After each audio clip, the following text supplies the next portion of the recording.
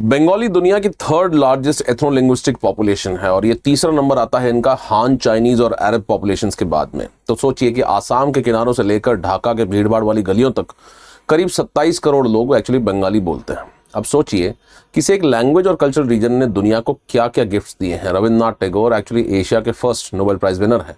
और टैगोर के बारे में एक और फैसिनेटिंग बात यह है कि टैगोर दुनिया के इकलौते ऐसे इंसान हैं जिन्होंने 2 कंट्रीज के नेशनल एंथम्स लिखे हैं, जैसे इंडिया का जनगण मन और बांग्लादेश का अमार सोनार बांग्ला। और तीसरी कंट्री श्रीलंका के नेशनल एंथम पर भी टैगोर के इंटेलेक्चुअल इन्फ्लुएंस और म्यूजिकल इन्फ्लुएंस के बारे में बात की जाती है। फिर आते हैं सत्यजीत रे पर, जिन्हें दुनिया के ग्रेटेस्ट फिल्म मेकर्स में काउंट किया जाता है। और अमर्त्य सेन जो कि इकोनॉमिस्ट हैं, उन्हें भी नोबेल प्राइज मिला है। बंगाल का बॉल म्यूजिक ट्रेडिशन जिसे यूनेस्को ने इंटेंजिबल कल्चरल हेरिटेज के रूप में भी रिकॉग्नाइज किया है। तो देखिए, एक रिलेटिवली छोटे ज्योग्राफिकल रीजन से निकली हुई ये लिस्ट बहुत ही एक्स्ट्रॉर्डिनरी है। अब यहाँ पर एक इंटरेस्टिंग सवाल आता है कि इसकी वजह क्या है, और पॉपुलर डिस्कशंस में कई बार इसका एक बहुत सिंपल आंसर दे दिया जाता है। कहा जाता है कि बंगालीज के जीन्स ही अलग हैं, वो नेचुरली इमोशनल होते हैं और नेचुरली आर्टिस्टिक भी होते हैं। जैसे क्रिएटिविटी, और आपको ये बिलीव करा दिया जाता है कि क्रिएटिविटी, लिटरेचर और म्यूजिक का कोई special genetic code Bengali population के अंदर मौजूद हो। तो आज हम इसी आइडिया को एग्जामिन करेंगे और जो आंसर हमें मिलेगा वो शायद स्पेशल जीन्स वाले आंसर से बहुत ही डिफरेंट और बहुत ही इंटरेस्टिंग मिलेगा, क्योंकि जब पॉपुलेशन जेनेटिसिस्ट बंगाल के डीएनए को स्टडी करते हैं तो उन्हें पोएट्री जीन और आर्टिस्टिक जीन नहीं मिलता है। उन्हें एक्चुअली कुछ और ही चीज नजर आती है। उन्हें मिलता है हजारों सालों का migration, genetic admixture, gene flow और कल्चरल इंटरेक्शन। एक ऐसा बायोलॉजिकल रिकॉर्ड जिसमें ह्यूमन हिस्ट्री के बहुत सारे लेयर्स एक दूसरे के ऊपर डिपॉजिट होते हुए नजर आते हैं। तो चलिए उन लेयर्स को एक एक कर समझते हैं। कहानी वहीं से शुरुआत होती है जहां अल्टीमेटली हर मॉडर्न ह्यूमन पॉपुलेशन की कहानी स्टार्ट होती है, और ये है अफ्रीका से। हजारों साल पहले मॉडर्न ह्यूमंस एक्चुअली अफ्रीका से बाहर निकले थे। उन्होंने कई डेजर्ट्स क्रॉस किए, माउंटेन्स क्रॉस किए और इवेंचुअली वे इंडियन सबकॉन्टिनेंट तक भी पहुंच गए। साउथ एशिया की एंशिएंट पॉपुलेशंस के डिसेंडेंट्स का जेनेटिक कंट्रीब्यूशन आज भी बंगाली पॉपुलेशन के डीएनए में आपको नजर आएगा। जो ओल्डर पॉपुलेशन है, जेनेटिक लिटरेचर में इन्हें deep south Asian ancestral components को ब्रॉडली एंसेस्ट्रल साउथ इंडियंस या फिर एएसआई रिलेटेड एंसेस्ट्री के फ्रेमवर्क में डिस्कस किया जाता है। और बंगाल की पॉपुलेशन हिस्ट्री में सिर्फ एक एंसेस्ट्रल स्ट्रीम नहीं है। इस रीजन में actually Austro Asiatic speaking population, ancient South Asian population और बहुत सारे लिंग्विस्टिक पॉपुलेशंस के बीच में लॉन्ग टर्म इंटरेक्शन होता रहा है। यानी कि बंगाल ने हिस्ट्री को सिर्फ गुजरते हुए नहीं देखा, बंगाल ने हिस्ट्री को एब्जॉर्ब किया है। फिर डिफरेंट डायरेक्शन से और भी पॉपुलेशंस आई, जैसे कि नॉर्थ ईस्टर्न और ईस्टर्न रीजन से आने वाली पॉपुलेशन अपने साथ ईस्ट एशियन रिलेटेड एंसेस्ट्री भी लेकर आई। नॉर्थ वेस्ट से आने वाली पॉपुलेशन इंडो आर्यन लैंग्वेजेस और वैदिक कल्चर ट्रेडिशंस लेकर सब कॉन्टिनेंट के ईस्टर्न रीजन तक पहुंची। और अब यहां पर एक बहुत इंपॉर्टेंट पॉइंट है, और ये पूरे वीडियो का पहला मेजर एंथ्रोपोलॉजिकल लेसन है कि जब Indo Aryan speaking populations north western और नॉर्दर्न इंडिया में एक्सपैंड हुई तो कई रीजन्स में उनका जेनेटिक इंपैक्ट डिफरेंट इंटेंसिटी का हमें नजर आता है। बंगाल में लैंग्वेज चेंज और जेनेटिक चेंज नेसेसरली एक ही स्पीड से नहीं हुए, यानी कि लैंग्वेज और जेनेटिक चेंज डिफरेंट स्पीड से हुए। तो बंगाल ने इंडो आर्यन लिंग्विस्टिक ट्रेडिशन को अडॉप्ट भी किया।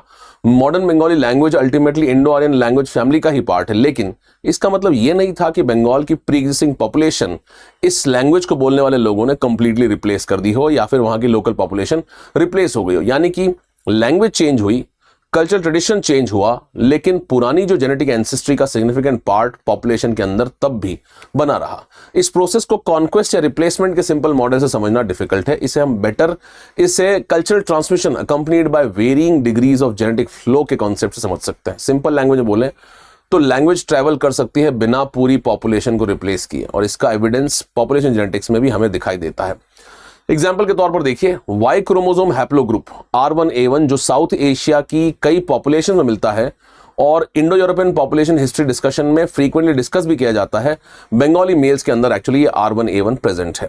वेस्ट बंगाल के ब्राह्मण पॉपुलेशन में कुछ स्टडीज ने इसकी फ्रीक्वेंसी 72% तक रिपोर्ट की है, लेकिन पिक्चर सिर्फ R1A1 की नहीं है। ये और एक और वाई क्रोमोसोम हैप्लोग्रुप है R2 भी, वो भी बंगाली पॉपुलेशंस के अंदर मिलता है और ये डिफरेंट कास्ट ग्रुप्स में डिस्ट्रीब्यूटेड है। इसके साथ साथ H, L, J2 जैसे हैप्लोग्रुप्स भी आपको बंगाली पॉपुलेशन मिल जाएंगे।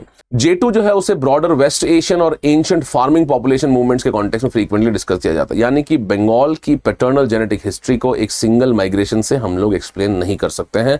अलग अलग पीरियड में अलग अलग पॉपुलेशंस के थ्रू जीन फ्लो इस एरिया में होता रहा है। जैसे पर्शियन ट्रेडर्स यहाँ पर आए, सेंट्रल एशियन कनेक्शंस बने उनके, टर्किक और अफगानी जो पॉलिटिकल एक्सपेंशन हुई उसका भी रीच यहाँ तक पहुंचा, ट्रेडिंग नेटवर्क के थ्रू वेस्ट एशिया से इनका कॉन्टैक्ट हुआ और हर इंटरेक्शन में नेसेसरली मास माइग्रेशन भी नहीं हुआ, लेकिन सेंचुरीज के स्केल पर थोड़ा थोड़ा अमाउंट पर जीन फ्लो भी पॉपुलेशन के अंदर एक्चुअली अपनी इम्प्रिंट या अपना छाप, जेनेटिक सिग्नेचर छोड़ जाता है। इसीलिए बंगाल की जेनेटिक हिस्ट्री को एक सिंगल स्ट्रीम की तरह नहीं देखना चाहिए कि एक ही पॉपुलेशन आई उसने बंगाली पॉपुलेशन को बनाया। ये एक्चुअली एक कन्फ्लुएंस है, इसे हम एक संगम की तरह देख सकते हैं। एक टाइम के साथ बंगाल और भी इंपॉर्टेंट ज्योग्राफिकल ब्रिज बन गया साउथ एशिया और साउथ ईस्ट एशिया के बीच में, इस्लामिक वर्ल्ड और इंडिक कल्चरल वर्ल्ड के बीच में, हिमालयन रीजन और बंगाल के बीच में, लैंड रूट्स और मैरीटाइम रूट्स के बीच में। मुगल पीरियड में भी यहाँ पॉपुलेशन का मूवमेंट हुआ, मिलिट्री पर्सनल आए, एडमिनिस्ट्रेटर्स आए, ट्रेडर्स आए और कई सारे माइग्रेंट्स यहाँ पहुंचे। पर्शियन और सेंट्रल एशियन कनेक्शंस भी इनके बढ़ते चले गए। इन ग्रुप्स और लोकल पॉपुलेशन के बीच में शादियां हुई और सोशल इंटरेक्शंस भी हुए। मुगल से पहले टर्क और अफगान रूलिंग ग्रुप्स भी बंगाल में आ चुके थे और मिडिवल पीरियड तक अरब और पर्शियन ट्रेडर्स बंगाल के पोर्ट्स पर रेगुलरली पहुंच रहे थे। वो सिर्फ वहां पर सामान लेकर नहीं आते थे, एक्चुअली वहां पर लॉन्ग टर्म ह्यूमन इंटरेक्शन के साथ साथ लिमिटेड जीन फ्लो भी नेचुरली होता रहा। लेकिन इन सब एक्सटर्नल इन्फ्लुएंसेस के बावजूद बंगाल की पॉपुलेशन का मेजर जेनेटिक फाउंडेशन आज भी लोकल साउथ एशियन ही है। और अब आते हैं एक बहुत ही इंपॉर्टेंट पॉइंट पर कि रिलीजन और एंसेस्ट्री का क्या रिलेशनशिप है। तो जब इस्लाम बंगाल में पहुंचा तो इसका मतलब ये नहीं था कि बंगाल की एग्जिस्टिंग पॉपुलेशन को वेस्ट एशिया से आए हुए किसी कंप्लीटली न्यू पॉपुलेशन जो कि इस्लामिक थी उसने रिप्लेस कर दिया। जेनेटिक स्टडीज ब्रॉडली इंडिकेट करती हैं कि बंगाली मुस्लिम पॉपुलेशन में West Asian related ancestry actually limited है और उनका majority genetic ancestry local South Asian population से ही ड्राइव होता है। यानी कि बंगाल में इस्लाम का एक्सपेंशन लार्जली कल्चरल और रिलीजियस ट्रांसफॉर्मेशन से हुआ, कंप्लीट पॉपुलेशन रिप्लेसमेंट से नहीं। सिंपल लैंग्वेज में बोले तो रिलीजन वहां चेंज हुआ लेकिन वहां की लोकल पॉपुलेशन को रिप्लेस करके नहीं, एक्चुअली वहां पर कन्वर्ट करके रिलीजन चेंज हुआ, उनके बिलीफ चेंज हुए, रिचुअल प्रैक्टिसेस चेंज हुई, सोशल आइडेंटिटीज चेंज हुई, लेकिन उनकी डीप जेनेटिक एंसेस्ट्री लार्जली वही बनी रही। अब बंगाल की दूसरे डायरेक्शन में चलते हैं जिसे हम कहते हैं बे ऑफ बंगाल। देखिए, बे ऑफ बंगाल सिर्फ वहां पर तूफान लेकर नहीं आता है या बारिश नहीं लेकर आता है, ये एक हिस्टोरिकल मैरीटाइम हाईवे भी था जो कि बर्मा, थाईलैंड और ब्रॉडर साउथ ईस्ट एशिया से ट्रेडर्स, माइग्रेंट्स और कम्युनिटीज को बंगाल के साथ में इंटरेक्ट करवाता रहा है। और इन हिस्टोरिकल कनेक्शंस के ट्रेसेस आपको बंगाली पॉपुलेशन के माइटोकॉन्ड्रियल डीएनए यानी कि एम्प्टी डीएनए में भी मिल जाएंगे जिन्हें स्टडी किया गया है। स्पेशली ईस्टर्न बांग्लादेश में साउथ ईस्ट एशियन और Austro Asiatic related genetic influence comparatively आपको स्ट्रॉन्गर दिखाई देगा। अब यहां पर एक बेसिक जेनेटिक कॉन्सेप्ट आप समझ लीजिए। Mitochondrial DNA primarily maternal line से इनहेरिट होता है, यानी कि ये मां से अपने बच्चों में ट्रांसमिट होता है। पेरेंट फादर इसको नहीं दे सकते हैं क्योंकि ये आपके न्यूक्लियस के डीएनए, न्यूक्लियस के बाहर में होता है ये डीएनए, न्यूक्लियस के अंदर वाला डीएनए नहीं है। तो एम्प्टी डीएनए या माइटोकॉन्ड्रियल डीएनए पॉपुलेशन की मैटरनल एंसेस्ट्री को रिकंस्ट्रक्ट करने में बहुत ही यूजफुल होता है। बंगाल में मैटरनल लीनिएजेस को देखें तो मैक्रो हैप्लोग्रुप एम इंपॉर्टेंट है जो कि ब्रॉडली साउथ एशिया में भी एक्सट्रीमली कॉमन है। बंगाल भी इसी लार्जर साउथ एशियन पैटर्न का पार्ट है। इसके अंदर M2 और M6 जैसे लीनिएजेस बांग्लादेश और कोस्टल रीजन्स में रिपोर्ट किए गए हैं। दूसरा इंपॉर्टेंट मैक्रो हैप्लोग्रुप है R और उसके अंदर U2C actually Bengali population history discussion में रेलेवेंट लीनिएज है। लेकिन बंगाल के जेनेटिक मैप की एक और फैसिनेटिंग फीचर है कि ज्योग्राफिकल ग्रेडियंट वहां पर कैसा है। ईस्टर्न बंगाल यानी कि प्रेजेंट डे बांग्लादेश के कुछ रीजन्स में तिब्बतो बर्मन और East Asian related ancestry comparatively आपको हायर दिखाई देती है। और ब्रॉडली जैसे जैसे हम ईस्ट और नॉर्थ ईस्टर्न के डायरेक्शन में मूव करते हैं, नॉर्थ ईस्ट के डायरेक्शन मूव करते हैं, जैसे कि रंगपुर, बोगरा, राजशाही या चिटागोंग जैसे रीजन्स की तरफ, तो वहां पर east Asian genetic influence increase होता हुआ आपको दिख जाएगा। और ये एंथ्रोपोलॉजी का एक बहुत ही क्लासिक पैटर्न है कि ज्योग्राफी और जेनेटिक्स इंटरेक्टिंग होते हैं। जब ये आपस में एक दूसरे से इंटरेक्ट करते हैं तो माउंटेन्स, रिवर्स एंड कोस्टलाइंस और माइग्रेशन कॉरिडोर्स ये डिसाइड करते हैं कि पॉपुलेशन किस डायरेक्शन में मूव करेगी और किन ग्रुप्स के साथ में इंटरेक्ट करेगी। लेकिन फिर आया 1947। पार्टीशन के बाद में ईस्ट बंगाल से वेस्ट बंगाल की तरफ लार्ज स्केल माइग्रेशन हुआ और जब लोग माइग्रेट करते हैं तो सिर्फ अपने लैंग्वेज, खाना, मेमोरीज और कल्चर ट्रेडिशंस लेकर नहीं जाते हैं, वो अपनी एंसेस्ट्री को भी साथ लेकर वहां पर शिफ्ट होते हैं। इसी वजह से वेस्ट बंगाल की आज की कंटेम्प्रेरी पॉपुलेशन में भी ईस्टर्न जेनेटिक कंपोनेंट्स के ब्रॉडर एडमिक्सचर्स आपको मिल जाएंगे। तो अब आते हैं इस पूरी कहानी के सबसे इंपॉर्टेंट सोशल डायमेंशन पर कि रिलीजन और सोसाइटी पर इसका क्या इन्फ्लुएंस है। तो सरफेस लेवल पर देखें तो बंगाल की हिस्ट्री में रिलीजन एक मेजर डिवाइडिंग आइडेंटिटी की तरह नजर आएगा। हिंदूज हैं, मुस्लिम्स हैं, उसके बाद उसी वजह से पार्टीशन हुआ। पहले बंगाल का पार्टीशन हुआ, उसके बाद में भारत जब आजाद हुआ तो ईस्ट पाकिस्तान बना और ईस्ट पाकिस्तान कन्वर्ट होकर बांग्लादेश बन गया। लेकिन जब पॉपुलेशन जेनेटिसिस्ट या जेनेटिक्स को डीपर लेवल पर देखा जाता है तो पिक्चर बहुत ही इंटरेस्टिंग हो जाती है कि बंगाली हिंदूज और बंगाली मुस्लिम्स की डीप एंसेस्ट्री में एक्चुअली बहुत सारा ओवरलैप है। उन्हें तो कंप्लीटली अनरिलेटेड बायोलॉजिकल पॉपुलेशंस के रूप में हम ट्रीट नहीं कर सकते हैं। उनकी ancestry largely same regional population से इमर्ज करती है। चाहे आसाम की बराक वैली में भी हुई एक स्टडी में भी हिंदू और मुस्लिम बंगाली पॉपुलेशंस के एबीओ और आरएच ब्लड ग्रुप पैटर्न्स में सब्सटैंशियल सिमिलैरिटी रिपोर्ट हुई। और इसका एंथ्रोपोलॉजिकल मीनिंग बहुत इंटरेस्टिंग है कि रिलीजियस प्रैक्टिसेस डिफरेंट हो सकती है, रिचुअल्स डिफरेंट हो सकते हैं, फूड हैबिट्स डिफरेंट हो सकती है, ड्रेस और सोशल कस्टम्स डिफरेंट हो सकते हैं, लेकिन कल्चरल बाउंड्री का मतलब ऑटोमेटिकली बायोलॉजिकल बाउंड्री नहीं होता है। कल्चर जो है पॉपुलेशन को क्लासिफाई कर सकता है, लेकिन जीन्स नेसेसरली वही बाउंड्रीज फॉलो नहीं करते हैं। कल्चर से आपको लगता होगा कि दो डिफरेंट कल्चर है, लेकिन जेनेटिक हिस्ट्री कुछ और ही बताती है। और अब देखते हैं एक बहुत इंटरेस्टिंग कॉन्ट्रास्ट। रिलीजन से ज्यादा स्ट्रॉन्ग जेनेटिक डिफरेंशिएशन कई कॉन्टेक्स्ट में एक्चुअली कास्ट के थ्रू क्रिएट हुआ, और इसका मेजर रीजन है कि कास्ट के अंदर शादी अंदर ही होती है, और इसे हम कहते हैं कास्ट एंडोगेमी। देखो, एंडोगेमी का सिंपल मीनिंग है कि अपने सोशल या कास्ट ग्रुप के अंदर ही शादी होना, उसके बाहर शादी नहीं होना। तो वेस्ट बंगाल के ब्राह्मण पॉपुलेशन कुछ जेनेटिक डायमेंशंस पर नॉर्थ इंडियन ब्राह्मण पॉपुलेशन के साथ में काफी करीबी रखते हैं या एफिनिटी शो करते हैं। ये इंडिकेट करता है कि जनरेशंस तक जो कास्ट एंडोगेमी मेंटेन हुई, कुछ लीनेजेस को रिलेटिवली डिफरेंशिएटेड रख सकती है, और ये इंडियन पॉपुलेशन जेनेटिक्स का एक बहुत ही इंपॉर्टेंट कॉन्सेप्ट है। अगर एक कम्युनिटी कई सालों से या हंड्रेड्स ऑफ ईयर्स तक प्राइमरीली अपने ग्रुप के अंदर ही शादी करती है, तो actually cultural boundary gradually genetic structure या जेनेटिक बाउंड्री भी क्रिएट कर सकती है। लेकिन अपर कास्ट ग्रुप्स के बाहर बंगाली पॉपुलेशन के जेनेटिक लैंडस्केप और भी कॉम्प्लेक्स और मिक्स्ड आपको नजर आते हैं। ये किस वजह से आते हैं? मैरिज और माइग्रेशन की वजह से, लोकल इंटरेक्शन की वजह से, और पॉपुलेशन मूवमेंट की वजह से। इन सब ने मिलकर बंगाली डीएनए को कंटिन्यूसली रीशेप किया है। तो वे कंप्लीटली डिफरेंट डायमेंशन पर चलते हैं कि ये हिस्ट्री से कम है और एनवायरमेंटल एडेप्टेशन से ज्यादा रिलेटेड है। गंगा ब्रह्मपुत्र डेल्टा एक्चुअली इस एरिया की खास बात है। ये एक्चुअली एक इनॉर्मस इकोलॉजिकल लैंडस्केप है, जहां पर नदियां हैं, फ्लड प्लेन्स हैं, मॉनसून्स हैं, साइक्लोन्स हैं, और साथ साथ वाटर बॉर्न डिजीजेस भी हैं। और हिस्टोरिकली इस रीजन में एक डिजीज का पर्टिकुलरली स्ट्रॉन्ग प्रेशर रहा है, उसे हम कहते हैं कॉलेरा। 2013 में हार्वर्ड और ब्रॉड इंस्टीट्यूट के रिसर्चर्स ने बांग्लादेशी फैमिलीज पर एक मेजर जीनोमिक स्टडी कंडक्ट की। रिसर्चर्स ने जीनोम स्कैन करके अराउंड 305 जेनेटिक रीजन्स डिफरेंट जो आइडेंटिफाई किए, जिनमें नेचुरल सिलेक्शन के सिग्नेचर्स मिले। और इन रीजन्स में पर्टिकुलरली दो बायोलॉजिकल पॉपुलेशन सिस्टम्स इंपॉर्टेंट है। पहला, पोटेशियम चैनल जीन्स, जो इंटेस्टाइन में पानी और इलेक्ट्रोलाइट मूवमेंट से रिलेटेड फंक्शंस परफॉर्म करता है। और दूसरा, NF-kB पाथवे, जो ह्यूमन इम्यून रिस्पॉन्स का एक बहुत ही इंपॉर्टेंट कंपोनेंट है। रिसर्चर्स ने एक्चुअली सजेस्ट किया इन स्टडीज के बेसिस पे कि इन जेनेटिक वेरिएंट्स का रिलेशनशिप कॉलेरा ससेप्टेबिलिटी और रेजिस्टेंस से एक्चुअली हो सकता है। और यहां पर हम इवोल्यूशन को टेक्स्ट बुक के बाहर देखते हैं। इवोल्यूशन सिर्फ मिलियंस ऑफ ईयर्स पहले डायनासोर्स या फिर एंशिएंट होमिनिन्स के साथ हुई प्रोसेस नहीं है। नेचुरल सिलेक्शन ह्यूमन पॉपुलेशन में हिस्टोरिकल टाइम के अंदर भी ऑपरेट कर सकता है। अगर किसी एनवायरनमेंट में जनरेशंस तक एक particular disease repeatedly mortality create करती है, तो सर्वाइवल एडवांटेज देने वाले जेनेटिक वेरिएंट्स की फ्रीक्वेंसी ग्रेजुअली वहां पर चेंज हो जाएगी। यानी कि बंगाल की पॉपुलेशन ने एनवायरनमेंट को सिर्फ कल्चरल अडेप्ट करके फेस नहीं किया है, जनरेशंस के स्केल पर बायोलॉजिकल अडेप्टेशन भी पॉपुलेशन हिस्ट्री का एक बहुत इंपॉर्टेंट पार्ट बन सकता है। और अडेप्टेशन की स्टोरी का एक दूसरा स्लाइटली ट्रैजिक डायमेंशन भी है। वो ये है कि कुछ रिसर्च सजेस्ट करते हैं कि हिस्टोरिकली फूड स्कैरसिटी और फेमीन वाली कंडीशंस में एनर्जी स्टोरेज से related genetic traits actually survival advantage provide करते हैं। लेकिन मॉडर्न एनवायरनमेंट में जहां फूड अवेलेबिलिटी और लाइफस्टाइल ड्रामेटिकली चेंज हो गए हैं, वहां मेटाबॉलिक टेंडेंसीज, डायबिटीज और कार्डियोवास्कुलर डिजीजेस के रिस्क के साथ इंटरेक्ट कर जाते हैं। इस आइडिया को कॉशियसली हमें ट्रीट करना चाहिए। ये फुल्ली एस्टैब्लिश एक्सप्लेनेशन नहीं है, लेकिन ये एक ब्रॉडर इवोल्यूशनरी कॉन्सेप्ट की तरफ पॉइंट करता है। इसे हम कहते हैं इवोल्यूशनरी मिसमैच।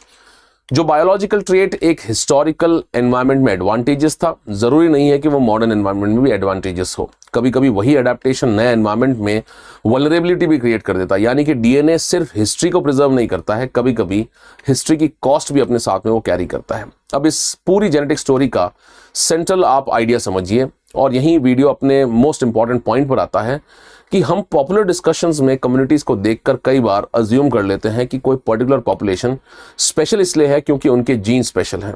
बंगालीज आर्टिस्टिक हैं, आपने ये सुना होगा, तो कोई ये समझेगा कि शायद आर्टिस्टिक जीन होते होंगे इनके अंदर। या कोई कम्युनिटी बिजनेस में सक्सेसफुल है तो आपको लगता होगा कि यार इनके अंदर बिजनेस वाला जीन है। या कोई पॉपुलेशन एकेडमिक्स में बहुत ही अच्छी है तो इंटेलिजेंस वाला स्पेसिफिक जीन आपको लगता होगा कि इंपॉर्टेंट। लेकिन बंगाल की पॉपुलेशन हिस्ट्री इसी सिंपल सोच को या सिंपलिस्टिक थिंकिंग को चैलेंज करता है। बंगाल के डीएनए में कोई भी पोएट्री वाला जीन नहीं है।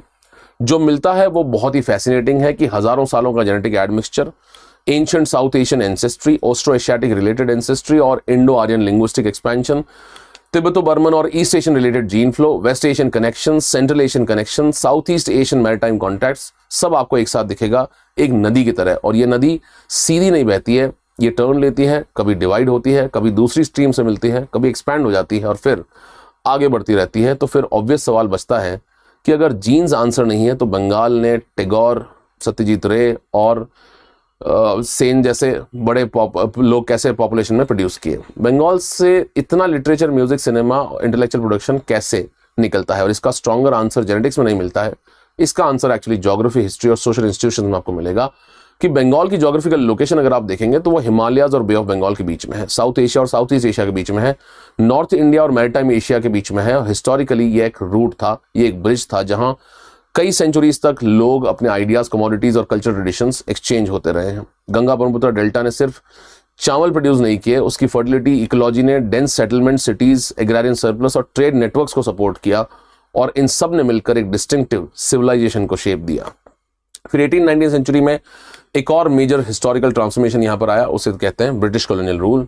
कैलकाटा ब्रिटिश इंडिया का पॉलिटिकल और एडमिनिस्ट्रेटिव सेंटर बन गया और कॉलोनियल इंस्टीट्यूशंस की वजह से modern English education, print culture, newspaper, universities और न्यू इंटेलेक्चुअल नेटवर्क्स बंगाल में रिलेटिवली जल्दी डेवलप हो गए। और इसी एनवायरनमेंट से इवेंचुअली बंगाली रेनेसां का इमर्जेंस हुआ, जिसकी वजह से वहां पर सोशल रिफॉर्म आया, लिटरेचर प्रोलिफरेट हुआ, पॉलिटिकल थॉट की एंट्री हुई, आर्ट में चेंजेस आए, एजुकेशन इंप्रूव हुई। और आप देखेंगे कि राजा राम मोहन रॉय से लेकर रविंद्रनाथ टैगोर तक एक एंटायर इंटेलेक्चुअल जनरेशन इसी हिस्टोरिकल एनवायरनमेंट से इमर्ज हुई है। यानी कि बंगाल की आर्टिस्टिक और इंटेलेक्चुअल ट्रेडिशन को किसी स्पेशल जीन से एक्सप्लेन करने की जरूरत हमें नहीं है, उसके लिए हिस्ट्री काफी पावरफुल एक्सप्लेनेशन प्रोवाइड करती है। ये वो रीजन था जहां ट्रेड रूट्स आपस में इंटरेक्ट करते हैं, जहां कॉलोनियल कैपिटल एस्टैब्लिश हुई, जहां मॉडर्न एजुकेशन और प्रिंट कल्चर रिलेटिवली जल्दी एक्सपैंड हुआ और जहां बॉल जैसे ओल्डर फोक ट्रेडिशंस ऑलरेडी म्यूजिक, स्पिरिचुअलिटी और सोशल थॉट को सेंचुरीज से अपने साथ बुन रहे थे। क्रिएटिविटी और आइडेंटिटी जीन से मैकेनिकली प्रोड्यूस नहीं होती है, वो actually social environment, institutions, historical opportunities और कल्चरल ट्रेडिशंस के इंटरेक्शन से इमर्ज करती है। और यही इस पूरे डिस्कशन का इंपॉर्टेंट एंथ्रोपोलॉजिकल लेसन है कि बंगाल की जेनेटिक हिस्ट्री हमें ये नहीं बताती है कि एथनिक ग्रुप दूसरे एथनिक ग्रुप से जेनेटिकली सुपीरियर है या जेनेटिकली स्पेशल है। वो हमें कुछ और चीज सिखाती है कि human identity itself is historically constructed, culturally shaped and biologically admixed। इंसानी आइडेंटिटी खुद एक नदी की तरह है, मल्टीपल स्ट्रीम्स से मिलकर वो बनती है, कभी भी ये स्टैटिक नहीं होती है। माइग्रेशन उसे चेंज करता है, लैंग्वेज उसे चेंज करती है, रिलीजन उसे चेंज करता है, पॉलिटिकल बाउंड्रीज उसे चेंज करती है और एनवायरनमेंट भी उसे चेंज कर देता है। तो अब पूरी स्टोरी को एक जगह रखकर देखते हैं कि बंगाल के जेनेटिक लैंडस्केप में deep Asian, south Asian ancestry आपको मिलेगी, ऑस्ट्रो एशियाटिक रिलेटेड रूट्स भी वहां पर है, इंडो आर्यन लैंग्वेज है जिसका स्प्रेड कंप्लीटली जेनेटिक रिप्लेसमेंट के साथ नहीं हुआ है, उसके बिना हुआ है। ईस्ट और साउथ ईस्ट एशिया के साथ लॉन्ग स्टैंडिंग उसके कनेक्शंस रहे हैं। टर्क्स, अफगान्स, पर्शियन, अरब और सेंट्रल एशियन इंटरेक्शंस की हिस्टोरिकल लेयर्स भी यहाँ प्रेजेंट है। और गंगा ब्रह्मपुत्र डेल्टा में डिजीज प्रेशर के अगेंस्ट नेचुरल सिलेक्शन और बायोलॉजिकल अडेप्टेशन के सिग्नेचर्स भी आपको यहाँ नजर आते हैं। और इन सब के ऊपर रिलीजन की एक सोशल बाउंड्री है जो सरफेस पर पॉपुलेशन को डिवाइड करती हुई दिख सकती है, लेकिन उस बाउंड्री के नीचे एक डीप एंसेस्ट्री का इनॉर्मस ओवरलैप है। बंगाल की यूनिकनेस किसी इमेजिन्ड जेनेटिक प्योरिटी में नहीं है, एक्चुअली ये इसका बिल्कुल ऑपोजिट है कि उसकी यूनिकनेस उसकी कॉम्प्लेक्सिटी में है। इस बात में है कि ज्योग्राफिकल रीजन हजारों साल तक डिफरेंट ह्यूमन स्ट्रीम्स के कन्फ्लुएंस बना रहा और इतने एड मिक्सचर, माइग्रेशन और कल्चर ट्रांसफॉर्मेशन के बाद भी एक रिकॉग्नाइजेबल बंगाली लिंग्विस्टिक और कल्चरल आइडेंटिटी इमर्ज हुई है। इसीलिए अगली बार जब कोई आपको पूछे कि बंगाली डीएनए में ऐसा क्या स्पेशल है, तो आंसर ये नहीं है कि बंगाली पॉपुलेशन के पास कोई मिस्टीरियस बायोलॉजिकल मैजिक है। आंसर ये है कि उनके डीएनए में हजारों साल का ह्यूमन हिस्ट्री जो है वो लिखी हुई है।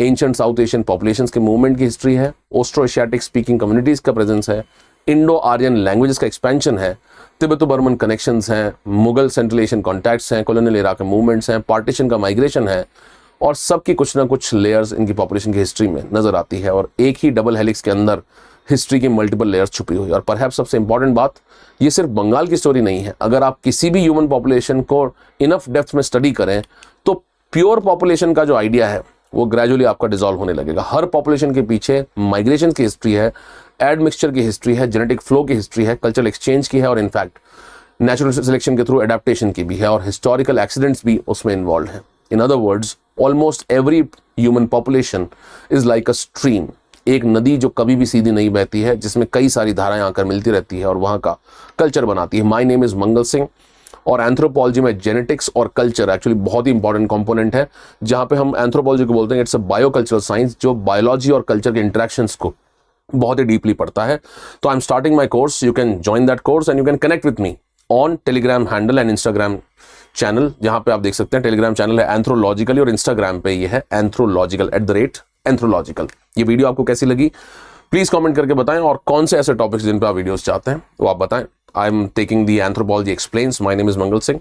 तो आप देखते रहिए, इसको शेयर करते रहिए अगर आपको वीडियोस अच्छी लग रही हैं। Thank you so much.